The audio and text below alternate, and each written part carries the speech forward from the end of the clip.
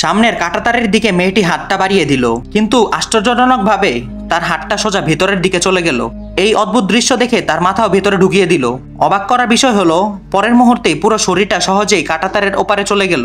সে সামনের দৃশ্য দেখে ভয় পেয়ে একটি ডাস্টবিনের আড়ালে ঢুকিয়ে পড়ে। আসলে সে দেখলো একটা ভিনগ্রহীকে দুজন কালো পোশাকের লোক জোর করে গাড়িতে তুলে নিচ্ছে।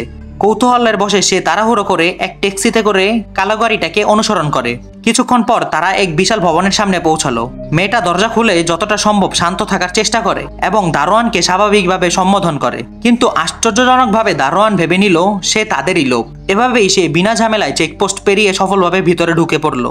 ভেতরে ঢোকে সে যা দেখলো তা আরো অদ্ভুত। এটা আসলে এমন এক জায়গা যেখানে মানুষ আর ভিনগ্রহীদের প্রাণীর একসঙ্গে বসবাস করে। সে সবকিছু বোঝার চেষ্টা করছে। এমন সময় বেজে উঠল অনুপ্রবেশকারীর সতর্কবার্তা।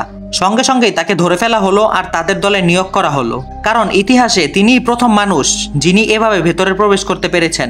তুমি যদি এই ছবিটিকে ভালোবেসে থাকো তাহলে এক্ষুনি চ্যানেলটি সাবস্ক্রাইব করো।